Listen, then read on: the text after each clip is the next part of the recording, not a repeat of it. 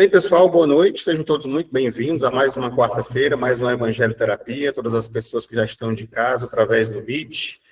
Já somos ali em torno de 20 pessoas nesse momento. E a todos os presentes também aqui na sede da Fraternidade Espírita Bezerra de Menezes, sejam todos muito bem-vindos. Iniciamos mais uma vez a Evangelho Terapia, sempre pedindo para que a gente possa, nesse primeiro momento, elevar nossas vibrações, pensar em Deus, nossos guias, mentores espirituais, para que a gente possa fazer essa conexão e nos permitirmos realmente estarmos presentes aqui nesse momento, absorvendo o conteúdo, mesmo que seja uma frase, relaxando, respirando fundo, aproveitando aqui esse momento que estaremos juntos, porque faz parte do tratamento também, essa conexão com o alto, e no final que todos nós que estamos aqui possamos também aproveitar o máximo possível, estarmos receptivos à dinâmica que faremos.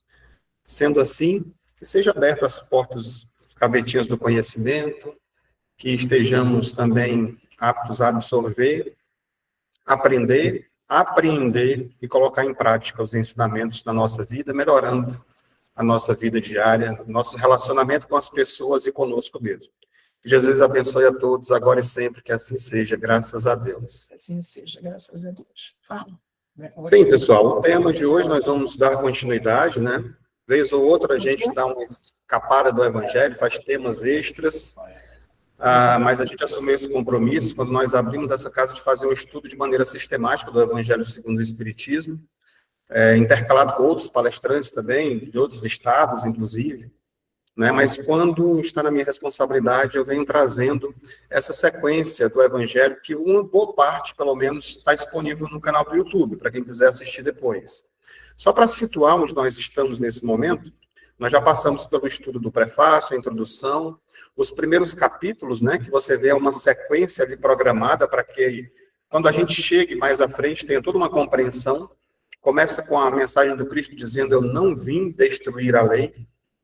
Depois ele diz que meu reino não é deste mundo. Há muitas moradas na casa do meu Pai, onde traz aqui a pluralidade dos mundos habitados. Ninguém pode ver o reino de Deus se não nascer de novo, trazendo aqui a questão da reencarnação. Bem-aventurados os aflitos, e aí nós entramos, depois do Cristo Consolador, de uma vez por todas nas bem-aventuranças do Sermão do Monte, onde nós já passamos, já estudamos os pobres de espíritos, os puros de coração, os brandos e pacíficos, os misericordiosos, né? E agora nós estamos no capítulo de número 11, iniciaremos hoje esse estudo, que fala sobre amar ao próximo como a si mesmo. E depois virão os outros capítulos pela frente. Mas dentro desse capítulo de número 11, também ele está subdividido em vários temas diferentes.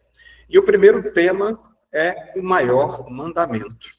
É o que nós vamos abordar, né, o nosso de hoje. E aí ficam os temas para as semanas posteriores.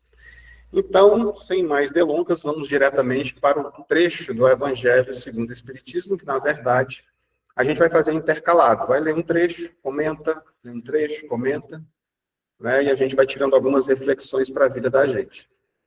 E ele começa, na verdade,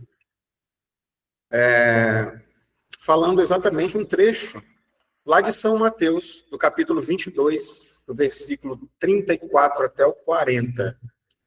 E esse trecho traz para a gente a seguinte reflexão. Diz o seguinte: os fariseus, tendo sabido que ele, o Cristo, tinha feito calar a boca dos saduceus, reuniram-se. E um deles, que era doutor da lei, veio-lhe fazer esta pergunta para o tentar: Mestre, qual é o maior mandamento da lei? Jesus lhe respondeu: Amareis o Senhor vosso Deus de todo o vosso coração, de toda a vossa alma, de todo o vosso espírito. É o maior e o primeiro mandamento. E eis o segundo, que é semelhante àquele: amareis o vosso próximo como a vós mesmos. Toda a lei e os profetas estão contidos nestes dois mandamentos.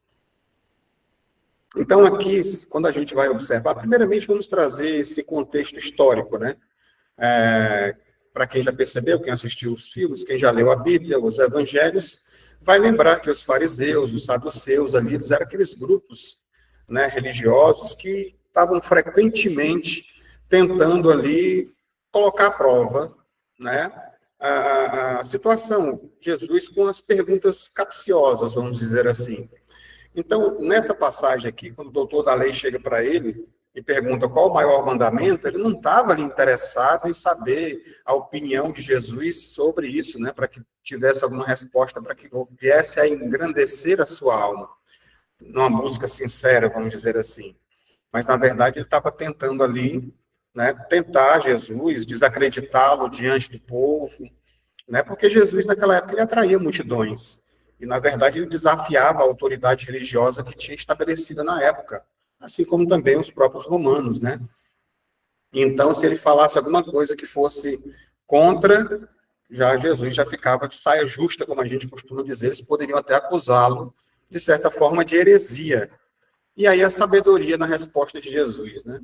Ele disse, Jesus não apenas escapou da armadilha, mas revelou uma verdade universal, que remete lá ao início do primeiro capítulo, quando ele diz, eu não vim destruir a lei. Porque o que é que Jesus fez? Ele resumiu os 613 preceitos judaicos, que eram as leis judaicas da época, em 2 princípios. Amar a Deus e ao próximo. Então, ele citou ali o Deuteronômio 6:5 e Levítico 19, 18, aliás, mostrando que não veio destruir a lei, mas ajudar a cumpri-la. E exatamente essas passagens que a gente vai ver agora. O Deuteronômio 6:5 diz, amarás, pois, o Senhor teu Deus de todo o teu coração, de toda a tua alma, de todo o teu poder. Ele não mudou nada do que já estava na lei. E ele ajuntou, trazendo Levítico, não te vingarás, nem guardarás ira contra os filhos de teu povo, mas amarás o teu próximo como a ti mesmo. Eu sou o Senhor. Ele não trouxe nada de novo, mas sintetizou. E se nós formos observarmos realmente, toda a lei e os profetas, como ele disse na leitura, estão contidas nesses 2 mandamentos. Tudo que vem depois disso é tentando explicar, espalhando mais esse tipo, aprofundando mais esse ensinamento, que é o que a gente vai procurar, de certa forma, fazer hoje. Então, quando ele fala, amareis o Senhor vosso Deus, de todo o vosso coração, de toda a vossa alma e de todo o vosso espírito, e em seguida, amareis o vosso próximo como a vós mesmos, será que a gente consegue enxergar aqui e fazer esse link desse maior mandamento com a caridade, como entendia Jesus, que é uma proposta, é a bandeira do Espiritismo, fora da caridade não há salvação, não é fora da igreja, fora do Espiritismo, é a caridade, onde quer que você esteja, qualquer segmento religioso que você professe, é com relação à caridade. E a questão 886 do Livro dos Espíritos, que questiona como é a caridade, como entendia Jesus. E Jesus trouxe o famoso BIP, né, que a gente costuma fazer para facilitar. Benevolência, indulgência e perdão. Está tudo inserido aqui dentro. Que é o que a gente vai ver agora. Fora da caridade não há salvação, como eu trouxe anteriormente, que é um capítulo que nós vamos estudar, que é o capítulo 15, vai aprofundar completamente também esse tema. Mas, veja só aqui a caridade em ação. O mandamento, amar a Deus, que é o primeiro. Na questão da benevolência, quando a gente faz esse link com a caridade, a gente servir com amor. A melhor maneira é seguir seus ensinamentos da melhor maneira possível, ser indulgente, aceitar a sua vontade, porque, na verdade, nós somos filhos rebeldes, né? A gente está sempre perguntando por que você fez isso comigo, por que isso aconteceu, questionando Deus, como se tudo que ele fizesse não fosse perfeito. Então, a gente tem que buscar os motivos por que isso está acontecendo. Não direcionar isso para Deus, mas buscar dentro da gente as respostas, que é aí que elas estão. E o perdão, aceitar, na verdade, o seu perdão, porque às vezes nem a gente mesmo aceita. Como é que a gente aceita o perdão de Deus? Perdoando-se a si próprio. É o primeiro passo para perdoar o próximo. É o auto-perdão. E aí, quando vem essa questão para a segunda parte, que é amar ao próximo, a benevolência é fazer o bem. Indistintivamente. Sem olhar a quem. Sem que seja somente aquelas pessoas que estão próximas a gente. Inclusive, ele falou para a gente amar os inimigos, né? Entre outras coisas. Ser indulgente, não julgar. São coisas que nós estudamos agora recentemente, passamos pelos capítulos anteriores, falamos, aprofundamos muito sobre essa questão da indulgência, de você não julgar a maneira como as pessoas... a gente vai aprofundar um pouco mais sobre isso, mas como elas pensam, como elas vivem, o que elas fazem, né? E o perdão, que na verdade é uma libertação de quem perdoa. Você não libera a outra pessoa, você se liberta das mágoas e dos grilhões que te prendem, que trazem doenças para o seu corpo físico. São o que a gente chama de doenças psicossomáticas. Seguindo mais um pouquinho o texto evangélico, são mais duas partes que estão lá no Evangelho também. Fazei aos homens tudo o que quereis que eles vos façam, porque é a lei e os profetas.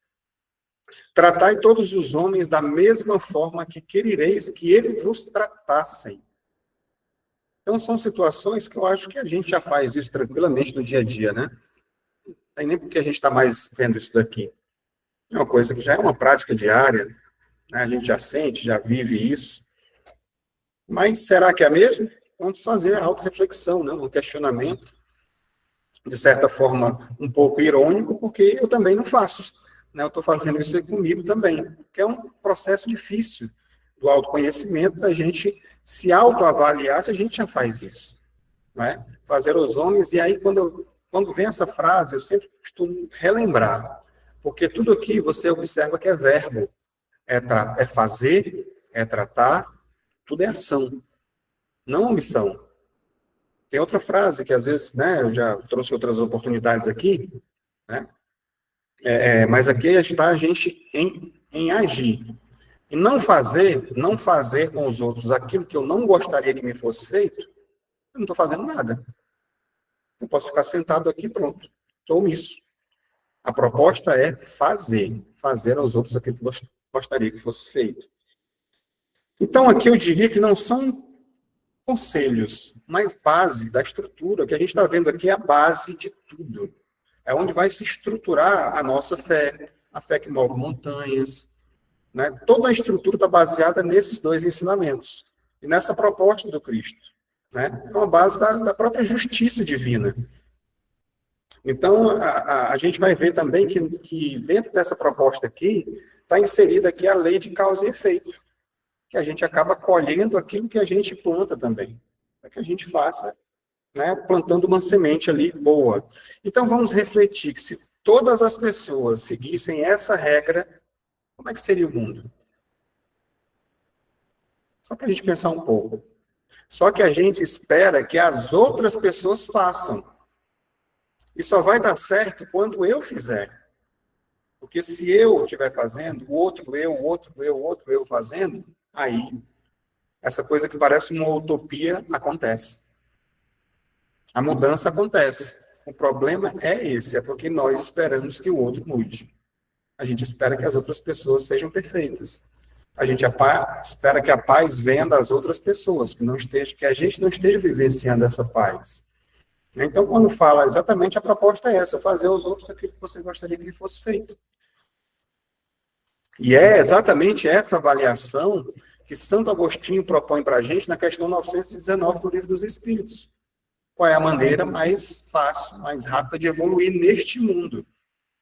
É você refletindo, conhece-te a ti mesmo. E no final do dia ele dá uma receita. Você avaliar se tudo aquilo que eu gostaria que fosse feito comigo, se eu fiz para as outras pessoas. É uma autoavaliação na nossa prece antes de dormir. Aí você começa a mentalizar, poxa, eu fiz isso, eu fiz aquilo.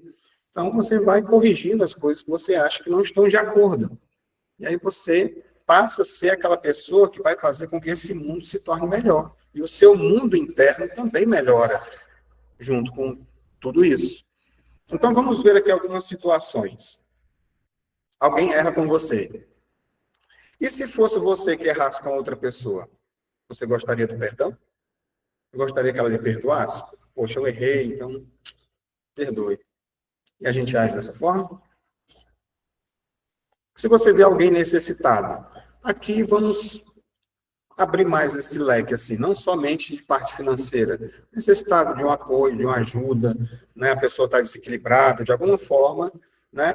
Se fosse eu necessitado, estivesse hospitalizado, precisando de alguma ajuda de alguém, alguma visita, alguém que me desse uma palavra amiga na dificuldade, né? Será que eu desejaria essa ajuda? Sim. Então, eu devo fazer aos outros aquilo que eu gostaria que fosse feito para mim. E quando a gente recebe uma crítica, aí dói, né? Não é legal, não, você ser criticado, né? E se fosse com você? Alguém te criticando? Você gostaria de ter respeito? Gostaria de ser respeitado pela outra pessoa? Sim, né? Então, é quando a gente se coloca na posição do outro, que a gente começa a observar a diferença de como eu devo agir. É como eu gostaria que as outras pessoas agissem comigo. É simples assim. Só que na vida diária, às vezes, devido a esses pequenos probleminhas, né? Orgulho, vaidade, egoísmo, né? A gente sempre fala aqui, a gente não costuma observar essas situações. Voltando mais uma vez para o trecho do Evangelho agora, a gente vai dar uma esticada agora no texto, porque ele vai contar aqui uma história, né? Então, o reino de Deus, ele é comparado a um rei que quis tomar conta dos seus servidores. E tendo começado a fazê-lo, se lhe apresentou um deles, que lhe devia 10.000 talentos. Tá? Vamos colocar aqui, para a moeda de hoje, aqui é uma quantia grande isso daqui. Tá? Vamos colocar aqui uma coisa até difícil de pagar. Né? 100.000 reais. A pessoa está devendo 100.000 reais. Mas como ele não tinha meios de nos restituir, seu senhor recomendou que vendesse a ele a sua mulher e os seus filhos e tudo que ele tinha para satisfazer a sua dívida. A dívida era grande, né? Vocês estão vendo. Então, e seu companheiro, lançando-se aos pés, suplicou, dizendo: tenha um pouco de paciência, eu vos restituirei o total. Mas ele não quis escutá-lo, e se indo, fez-o colocar na prisão, para nela o ter até que lhe restituísse o que devia. Então ele ficou preso até pagar tudo. O servidor, lançando-se aos pés, suplicou-lhe, dizendo: Senhor, tenha um pouco de paciência, e eu lhe restituirei o total. Então o senhor desse servidor, tocado de compaixão, o deixou ir. E lhe remiu a dívida. Quer dizer, o cara perdoou a dívida. Mas esse servidor, mal, tendo saído de lá, encontrando um de seus companheiros que vivia sem dinheiro, devia 1.000 reais só, tomou pela garganta, quase sufocando, dizendo: restitui o que tu me deve. Né? Os outros servidores, seus companheiros, vendo o que se passava, extremamente aflitos, foram informar o seu senhor de tudo que havia ocorrido. Então o senhor, fazendo-o vir, disse-lhe: mau servidor, eu vos isentei de tudo que me deveis, porque me pediste isso. Não seria preciso, pois, que tivesses piedade do vosso companheiro, como tive piedade de vós? E o Senhor, encolerizado, o entregou às mãos dos carrascos, até que pagasse tudo que lhe devia. É assim que meu Pai, que está no céu, vos tentará, se cada um não perdoar do fundo do coração ao seu irmão as faltas que lhe tiverem cometido. E aí? Né? Você viu aqui que a dívida aqui era grande, o cara foi perdoado. Só que a primeira oportunidade que ele encontrou, que devia desse tanto, ele já foi para cima do cara. Então, vamos tirar algumas reflexões sobre isso. Primeiramente, a hipocrisia, né, do servo impiedoso. E aqui a gente vai trazendo para a vida da gente, tá, pessoal? É um link, é um aprendizado. Ele recebe um perdão incomensurável, mas nega perdão mínimo ao próximo. Será que a gente, isso aqui, a gente vai fazer uma comparação mais à frente um pouco. A gente não faz isso também? Porque nós somos perdoados 70 vezes, 7 vezes, constantemente por Deus. Nós recebemos oportunidades por cima de oportunidades. A vida está aqui a nos oferecer. Nós somos colocados diante de pessoas, situações, para que isso aconteça. Só que muitas vezes a gente não tem ainda esse entendimento. E na espiritualidade, né, espiritualmente, como é que isso reflete? Pessoas que cobram perfeição alheia, mas ignoram as próprias imperfeições. É aquilo que a gente sempre costuma falar. Nós esperamos que as outras pessoas sejam perfeitas, que elas não errem, enquanto que a gente ainda se equivoca.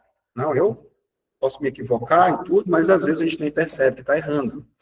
Religiosos que julgam os outros, mas não praticam a caridade. Religiosos de maneira geral, espíritas, todo mundo. Isso acontece muito, né? Muito, muito. A gente vê, inclusive, nas próprias reuniões, a questão do julgamento. E aqui, quando a gente vai olhar para cá, está tudo inserido aqui, voltando para a história da caridade. A questão da indulgência para com os erros dos outros, o perdão das ofensas, está tudo aqui. E para a gente poder entender melhor essa parábola, eu trouxe aqui a questão dessa simbologia, né? Quem era o rei, na verdade? Aqui é como se fosse Deus. O servo com uma dívida enorme. Cada um de nós. Todos nós temos dívidas gigantescas com as leis divinas. Ah, mas eu não fiz nada de errado nessa vida, eu sou uma pessoa boa, tranquila. Por isso que eu falei que o evangelho está dentro de um cronograma ali. Nós já vimos sobre as vidas passadas, já vimos sobre a questão da reencarnação, já vimos sobre a justiça das aflições, das dores que a gente passa aqui. Se não está nessa vida, está numa vida passada. Então, se eu não me equivoquei nessa, eu estou colhendo alguma semeadura equivocada do passado. Então, nós somos esses servos que temos aí uma dívida enorme para ser paga e que ela está parcelada, né? Ninguém coloca fardos pesados em ombros fracos. Então, se a dívida é muito grande, por isso que se parcela. Então, a gente não está com tudo para pagar de uma vez só. É aquilo que a gente consegue suportar. Então, quando você vê aqui cada um de nós, né, com as nossas faltas, como aquilo que eu falei anteriormente, nós carregamos ainda o orgulho enraizado na gente, a vaidade, o egoísmo, a indiferença, o apego. São tantas coisas que precisam ser trabalhadas ainda. E que geram consequências funestas, vamos dizer assim, na nossa vida, trazendo doenças, dores. O que mais? Os 10.000 talentos, né, que é a dívida enorme, que ele se refere. Quer dizer, o cara tem a dívida enorme e esse é o valor da dívida. O perdão do rei é a misericórdia de Deus, é a misericórdia divina. Qual seria o melhor exemplo para a gente dessa misericórdia de Deus? Permitir que nós estejamos vivos. Encarnados, na verdade. Porque vivos, a gente perde o corpo físico e continua vivo. A gente aqui sabe que o que morre é o corpo. Né? Mas permitir que a gente retorne para a sala de aula para continuar aprendendo, sendo desafiado, passando pelos processos que a gente vai ver mais à frente também, e crescendo, e se desenvolvendo. A gente só consegue avançar se a gente estudar. Né? Assim que acontece nas faculdades, na vida de maneira geral, para a gente poder crescer como ser humano, na profissão, tudo, para qualquer coisa que você for fazer, você tem que estudar. Tem que aprender, entender como funcionam os processos, a vida também é assim. Então, nós não fazemos para poder passar de ano, tem as provas, na vida também tem as provas. Só que na vida onde nós estamos, ela está junto ali com as expiações. E as expiações é exatamente esse processo da colheita, da plantação equivocada do passado, que ela ainda vem junto. O que mais nós vamos ter aqui? Os sem dinheiros, que são as pequenas ofensas alheias. Que às vezes a gente, né, de alguma forma, imagina que elas são grandes, né? Mas são, às vezes, as fofocas, algumas mágoas, coisas do dia a dia, que acontecem, geralmente, a gente fica magoado, precisando perdoar alguém que a gente não conhece. É muito difícil, geralmente ela está no nosso ciclo. A gente conhece de alguma forma e magoa a gente de alguma forma que a gente precisa trabalhar a questão do perdão. O que mais nós vamos ter? A prisão e carrascos, a lei de causa e efeito. Né? Você planta, você colhe. Aqui nesse caso aqui, a gente pode dizer que foi infligida pela falta do perdão. Se ele tivesse perdoado o amigo dele que deveria bem menos do que ele devia, ele não precisaria ter sido preso, pagar a dívida dele principal. Olha que isso aqui dá para fazer uma referência bem interessante com a vida da gente. Porque, diferentemente do que a gente pensava, ou se colocava há milênios atrás, a questão do olho por olho, dente por dente. Pagar na mesma moeda.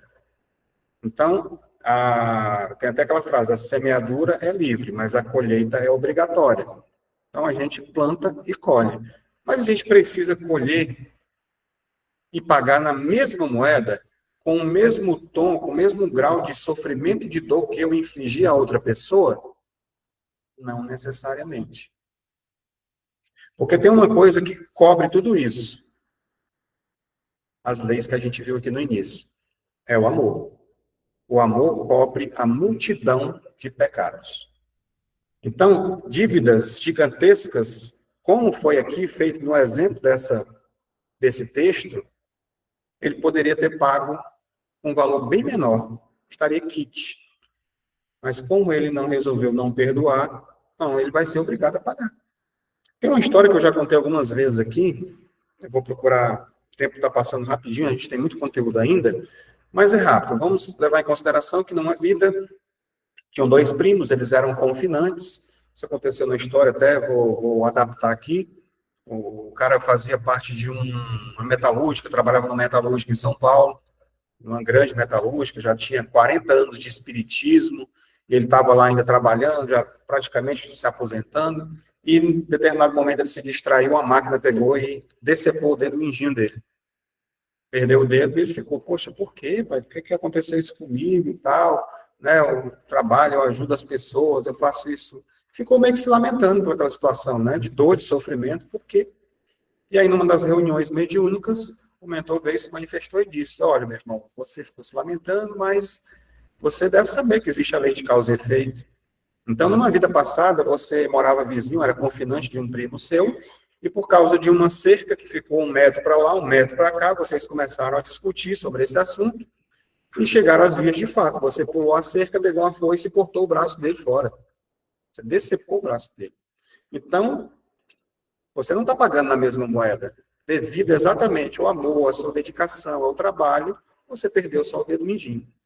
Então, agradeça a Deus, porque aconteceu. Às vezes a gente não sabe por que as coisas acontecem com a gente. Né? E as respostas estão aí. Então, vem essa questão também do arrependimento. O arrependimento, ele abre as portas da redenção, mas a reparação é obrigatória. A reparação é o amor que eu falei agora há pouco. A reparação é através disso. E aí eu trouxe aqui mais aprofundado um pouco ainda essa frase, eu encontrei no livro Céu e Inferno, né, que é um dos 5 livros do Pentateuco kardeciano. Lá no capítulo 7, que fala sobre as penas futuras, diz o seguinte, que o arrependimento, a expiação e a reparação são 3 condições necessárias para apagar os traços de uma falta de suas consequências. Quer dizer, um erro meu cometido, seja qual for, o tamanho que for proporcional, eu vou ter que passar por esse processo. Primeiro, eu vou ter que, para eu poder me arrepender de alguma coisa, eu preciso reconhecer. Se eu não reconhecer, eu vou me arrepender de quê? Se eu não fiz nada de errado? Como é que eu vou tratar um vício se eu não reconheço que eu tenho um vício? Se eu tenho um vício da bebida, do cigarro, seja do que for, eu só vou parar se eu reconhecer. Eu preciso parar porque eu tenho um vício. Não, isso aqui não me faz mal nenhum. Então, não preciso trabalhar isso. O arrependimento é da mesma forma. A expiação é o quê? A consequência. O cara expiou como? O beijinho foi embora. A reparação ele estava fazendo através do amor. Então, quando a gente entende isso, a gente começa a abraçar mais os ensinamentos que Cristo deixou para a gente. E parece que é, vamos dizer assim, que é bobagem, que está defasado, que já se fala isso, eu já escuto isso desde criança, as religiões vivem falando sobre isso, já estou cansado de ouvir. Já faz? Se não faz ainda, está precisando ouvir. Se está ouvindo ainda, é porque precisa reforçar. Então, temos essa necessidade, sim. E tem sido colocado, eu vou deixar, então, esse outro comentário que eu vou fazer para uma outra oportunidade, devido ao tempo também. Vamos trazer algumas reflexões aqui, ainda voltando para o tema. Círculo do perdão. O perdão real. Aquele que, não é aquele que você diz assim, está perdoado. Mas é a primeira vez que você escuta o nome da pessoa, você já torce todinho. Será que perdoa mesmo? Não. Então, um perdão sem máscaras, ressignificando o processo. Porque o perdão não é esquecimento.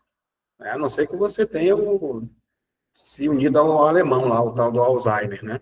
Mas se não foi, você não esquece. Você vai continuar lembrando do que foi feito com você. E aí tem um processo de ressignificação. E aí são vários fatores do aprofundamento que a gente fala numa palestra sobre o perdão. Bem, perdão ativo. Orar por quem nos feriu. Quando você emana essas energias para outra pessoa, o Cristo falou, orai pelos criminosos, né? Tem até uma frase de Bezerra de Menezes, uma oração que ele traz, uma psicografia, psicofonia, que eu acho lindíssimo, que ele diz assim, resumidamente, né? Hoje eu não vou pedir para vocês orar por aqueles que sofrem. Hoje eu vou pedir para vocês orarem pelos algozes, por aqueles que fizeram a pessoa sofrer. Nossa, mas que situação, né? Que coisa para se refletir. Porque esses que sofreram, de certa forma, eles colheram aquilo que plantaram. E esses outros estão plantando ainda. Eles precisam de ajuda porque eles estão se equivocando agora. E eles vão ter que colher futuramente. Então, eles precisam de prece e de ajuda também. Eu falei, nossa, que colocação absurda ao nosso, né, a nossa perspectiva que a gente tem. Orar pelos algozes, por aqueles que ferem. Então, é basicamente esse perdão ativo. E o perdão eterno é entender que todos nós somos aprendizes. Todos estamos no processo de aprendizado e que vamos errar, vamos cometer equívocos. Aí, aqui, é claro, tem uma diferença quando a gente aprofunda a pessoa que está errando, que é tóxica, que lhe faz mal, que aí você é outro processo. Você se afasta, perdoa a distância, mas mantém a distância da pessoa que está te machucando. Não é para você aceitar tudo, está tudo certo. Aquela história de que você perdoar não quer dizer que você concorda com o que o outro fez. Quer dizer que você está se libertando do processo que está te fazendo mal. Então, voltando para cá, a lei do amor é a única que liberta. Que possamos sair hoje decididos a perdoar, não 7 vezes, mas 70 vezes, 7 vezes. Que é a proposta, perdoar infinitamente. Né? Então, essas frases de efeito, porque às vezes, é como eu digo, costumo comentar, que numa palestra de 1 hora, de 50 minutos, não fica muita coisa. Mas às vezes você destaca uma frase como essa, que ela fica na tua mente, que vai fazer uma diferença no teu dia a dia, que é importante. Voltando para o texto do Evangelho, diz o seguinte, amar o próximo como a si mesmo, fazer por os outros o que quereríamos que os outros fizessem por nós, é a mais completa expressão da caridade, porque resume todos os deveres para com o próximo. Não se pode ter guia mais seguro, e a esse respeito, que tomando por medida o que se deve fazer para os outros, o que se deseja para si. É a proposta, se repetindo aqui, sendo redundante no caso, né? E aí vem essa questão da caridade material, coloquei entre aspas aqui a esmola, né, que você ajuda, de certa forma, o corpo. Você ajuda a dar um alimento, uma roupa, alguma coisa, ajuda a pessoa a melhorar. Tem a caridade moral, que traz a questão do consolo, que ele traz um alívio para a alma. E tem a caridade espiritual, que é quando vem com uma orientação que ajuda a pessoa a iluminar o espírito. É mais profundo, vai um pouco mais fundo nessas questões.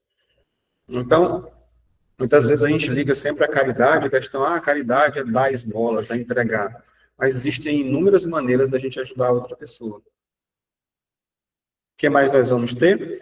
Então, o que acontece quando vivemos essa lei? Ou quando vivenciamos ou vivenciarmos?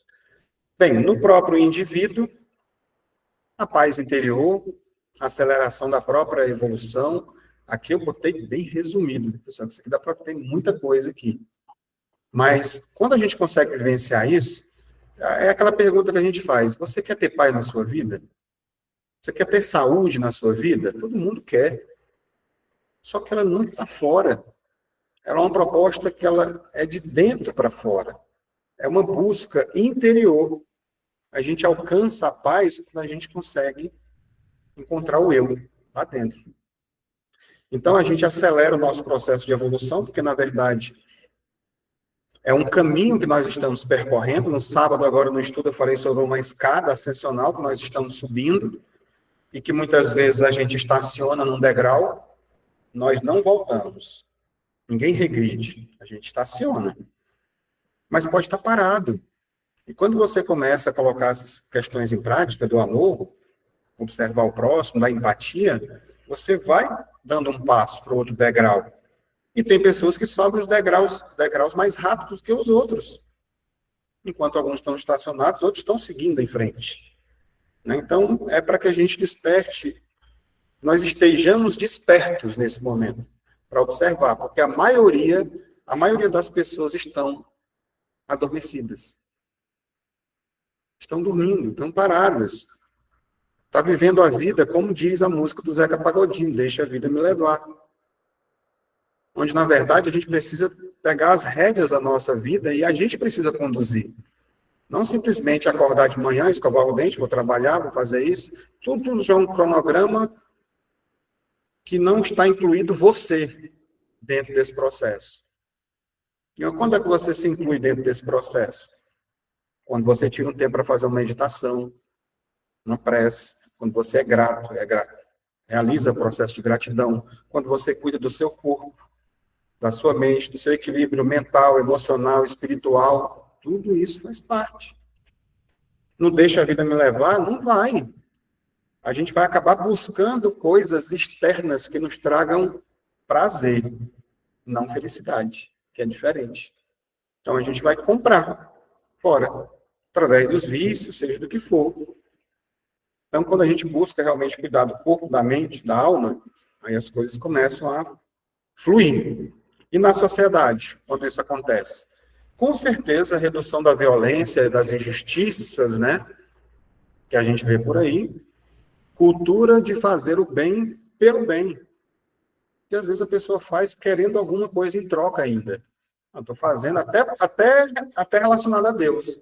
Não, eu vou fazer alguma coisa para ajudar os outros porque eu vou merecer algum local no céu, alguma coisa está me esperando. Não, eu estou fazendo aqui uma troca, um negocinho aqui. Fazer o bem pelo bem, não importa quem. Se é de outra religião, seja de onde for. Né? Se eu não gosto da pessoa, passei, vi uma pedra ali, não vou, paro a moto, tiro a pedra, porque pode vir outro e bater naquela pedra e cair. Então, são situações que a gente torna, de certa forma, uma sociedade melhor. E se as pessoas tivessem isso de ver o próximo, não tinha nem violência. Porque eu não ia gostar que eu não gosto de ninguém venha me agredir fisicamente, nem com palavras, por que eu vou fazer com o outro? Acabou. Simplesmente acabaria esse processo. Então, voltando para o texto evangélico, com qual direito se exigiria dos semelhantes mais de bons procedimentos de indulgência, de benevolência, de devotamento, do que os tem para com eles? A prática dessas máximas tende à destruição do egoísmo. Pronto. Quando os homens as tomarem por normas de sua conduta e por base de suas instituições, compreenderão a verdadeira fraternidade e farão reinar entre eles a paz, a justiça. Não haverá mais nem ódios, nem dissensões, mas união, concórdia e benevolência mútua. É o que todo mundo quer, só falta praticar. Então, essa passagem do Evangelho, segundo o Espiritismo, ela questiona que, bem no início aqui, eu poderia dizer que a nossa hipocrisia cotidiana, essa questão de com qual direito você exige dos teus semelhantes, que eles sejam perfeitos. É basicamente aquilo que estava falando, né? A gente exige perdão dos outros, a gente exige, mas será que ele está perdoando? A gente cobra bondade, que as pessoas sejam boas, mas a gente age muitas vezes com indiferença. A gente quer a justiça. Nossa, só que a gente confunde com vingança muitas vezes, né? Mas a gente quer justiça. Mas muitas vezes nós somos parciais. A gente está sempre buscando sempre o nosso lado, para que a gente se dê bem dentro dos processos. Então, é uma avaliação que ela é necessária para a nossa vida e para a nossa vida também em sociedade. Né? Então, é trabalhar essa questão. Quando Cristo vem e diz para a gente o seguinte: porque como vocês julgarem os outros, vocês também serão julgados. E a medida que usarem, também será usada para medir vocês. A mesma medida. Não sou eu que estou dizendo. Está lá em Mateus 7, 2. Mais uma para a gente refletir aqui. Allan Kardec diz o seguinte para a gente também, que o egoísmo é a fonte de todos os vícios. como a caridade é a fonte de todas as virtudes. O egoísmo. Quem ainda tem? Todo mundo tem. Se você vê, tem um filho, e tudo é o eu, são os meus, né? Trazendo assim. Está lá na escola, vai ter uma apresentação da escola, meu filho está lá atrás. Por que meu filho está lá atrás? Ele tinha que estar na frente. Eu vou lá discutir com a professora. Mas não tem uma ordem, alguém tem que ficar na frente, alguém tem que ficar atrás. Não dá para ficar todo mundo na frente em algumas situações. Mas a gente está querendo sempre que os nossos estejam. Eu quero ter vantagem numa fila, eu quero passar, eu quero eu sou o melhor, eu sou aquilo. Então, isso tudo faz parte do egoísmo. Você se cuidar é diferente. E aí, baseado nisso, eu peguei só um trecho, tá? Tem uma parte desse livro que eu sempre costumo citar, que eu falei para vocês, que foi o primeiro livro que eu comprei espírita, sem saber que era espírita, né? Contei essa história, está lá em casa ainda até hoje, que faz parte da série psicológica da Joana de Ângeles, que é extraordinária essa série, são 16 livros. Então, é Jesus e o Evangelho à luz da psicologia profunda. Eu tirei só um trechinho que fala sobre o egoísmo o seguinte. O egoísmo é a úlcera moral que degenera o organismo espiritual da criatura humana. Ele acaba com o nosso espírito. Destrói, maltrata. Remanescente do primarismo, de onde é que vem isso? O primarismo, que lhe é dominante, responde por incontáveis males que afligem assim como a sociedade, dificultando o progresso, que é fatalidade inevitável. Então, o progresso, sermos anjos, é uma fatalidade. Um dia todos nós seremos anjos, seremos espíritos de luz. Mas tem coisas que a âncora está segurando. O navio ele fica parado com a âncora, e uma delas é o egoísmo. Ela dificulta que a gente vá até o nosso objetivo. Então, a gente precisa erguer essa âncora e trabalhar isso em nós. Então, eu preciso reconhecer. Então, tem umas maneiras aqui, algumas etapas de transformação que eu trouxe para a gente observar. O egoísmo, a gente sempre fala, eu quero ser servido. O antídoto, servir primeiro. Resultado, nasce a fraternidade. Quando eu ajudo, quando eu sirvo, automaticamente eu estou... Às vezes as pessoas ficam assim, eu estou te devendo alguma coisa. Tem gente que não quer nem ser servido porque tem medo de ficar devendo para os outros algum favor. Mas a gente tem que ajudar as pessoas pelo bem. Não é por nada em troca. Eu vou ajudar fulano porque eu posso ter alguma vantagem aqui depois. Né? É assim mais ou menos que a gente pensa em sociedade. Então é muito melhor eu ter a condição de eu servir do que eu precisar ser servido. Eles devem me entender. As pessoas têm que me entender. O antídoto, buscar compreender, buscar compreensão dos processos. Por que as outras pessoas não compreendem o que eu estou falando? Estão em níveis diferentes? Buscar compreensão dos acontecimentos. A gente se volta para dentro do egoísmo e a gente só pensa na gente. Não, ninguém me entende, não quer saber. Então, quando você passa a compreender, surge empatia entre as pessoas. A compreensão mútua. Eu te respeito. Eu tenho amigos que são muito da Igreja Católica, eu sou espírita, e a gente se entende, a gente se gosta demais. A gente fica junto, conversa dias e dias e o assunto não acaba. E a gente se respeita, porque há empatia. Eu não estou querendo que ele me entenda, que ele acredite em reencarnação. Para quê? Eu vou ficar na cabeça dele, ei, cara, tu tem que acreditar, cara, vai ser melhor para tu, se tu entender isso aqui. Ele já está no caminho bacana também para caramba. Então, o importante é esse respeito que existe também. Bem, os meus problemas são maiores. E quem nunca viu essa competição aqui, hein? Chega uma pessoa para te contar um problema, aí você diz assim, porque tu não sabe o que eu estou passando. Eu estou sofrendo que tu nem imagina. Vira uma competição ali. Então, vamos emprestar, são dois, a boca é só uma. São dois ouvidos porque a gente precisa muito mais ouvir do que falar. Não deixa a pessoa desabafar, contar os problemas, às vezes. Isso não se torna um vício também, né? Para não se tornar um coitadinho, mas é importante a gente ouvir as pessoas. Que aí você floresce a união. Tem pessoas que são boas para isso também, né?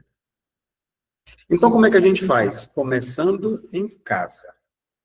Trate sua família como quer ser tratado. Às vezes a gente quer que a parceira da gente trate a gente de uma forma, só que a gente trata diferente. E aí não vai acontecer. A gente só espera, tem que ser mão dupla, né?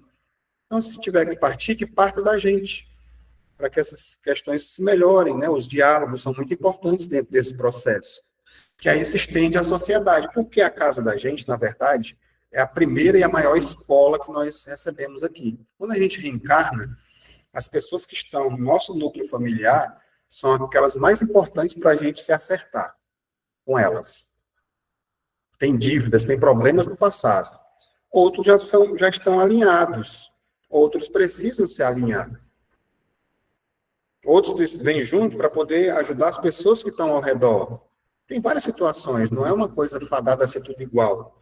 Mas que tem coisa, tem. A primeira escola é a casa, é a família. É o grande aprendizado está ali. Se você consegue fazer lá, você multiplica fora. Aí a sociedade. Seja justo com quem pensa diferente de você. O que mais? Transforme-se a si mesmo. Peça a Deus força para praticar aquilo que você prega. Tem até uma frase, acho parecida com essa, lá na Praça dos Touros, né? Quando a gente vai fazer caminhada, a gente vê lá. Então, a questão da transformação, do autoconhecimento. Eu só vou conseguir fazer essa transformação se eu me reconhecer que eu preciso disso. Então, ser humilde o suficiente para pedir forças para que a gente consiga colocar em prática aquilo que a gente... E ter cuidado, porque às vezes essa frase aqui, de repente, você está pregando coisa errada. Será que você está pregando que é certo também? Aí você vai pedir força para fazer uma coisa que é errada. Então, que esteja em sintonia com as leis de Deus. Vamos colocar assim, né? E aí vem a questão da libertação por amor, que eu voltei lá para o capítulo, para o livro, né? Jesus e o Evangelho da Psicologia Profunda, à luz da Psicologia Profunda, e diz o seguinte: na perspectiva da psicologia profunda, o ser vive para amar e ser amado. Iluminar a sombra e fazer prevalecer o self. A questão do ego e o self. Né? Como dizia Carl Gustav Jung, a questão psicológica aqui, como fala, então, é prevalecer o meu ser espiritual. Né? Iluminando a sombra que ainda existe em mim. Então, é nessa questão do amor. O que mais se fala? Aqui está no capítulo... Esse capítulo é o capítulo 13, tá? Então, eu diria que quando a gente vem para cá, para falar de Joana de Ângeles, dessa proposta libertadora, que é o amor, toda essa essência, ela se encontra estabelecida exatamente nessas bases que eu falei agora há pouco, que é o amor, né? Que ela é de procedência divina, que vem de lá. Então, quando você consegue alcançar esse máximo, sei lá, esse clímax, vamos dizer assim, do processo evolutivo, que eu diria que é o processo mais audacioso da nossa vida, é esse.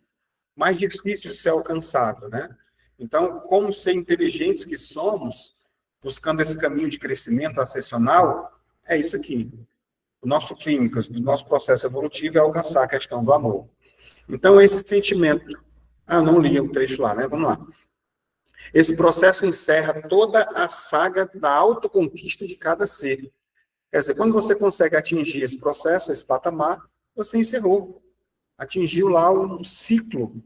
Não precisa mais reencarnar. Né? É um dos processos, né? Então, deve transformar... Aqui poderia ter duas colunas, poderia ter feito, né? Transformar impulsos em sentimentos, atavismos em atividades lúcidas, heranças dominadoras em aquisições plenas, instintos arraigados em emoções harmônicas, hábitos estratificados em realizações edificantes, tendências inferiores em aspirações elevadas, sobre os impulsos do amor. Então, tudo é transformação na nossa vida. Então, esse sentimento, como impulso nobre para a renúncia e a dedicação ao próximo, através da esteira das reencarnações. Amplia-se, enriquece-se, sublima-se, até alcançar as excelsas paragens do bem em comum.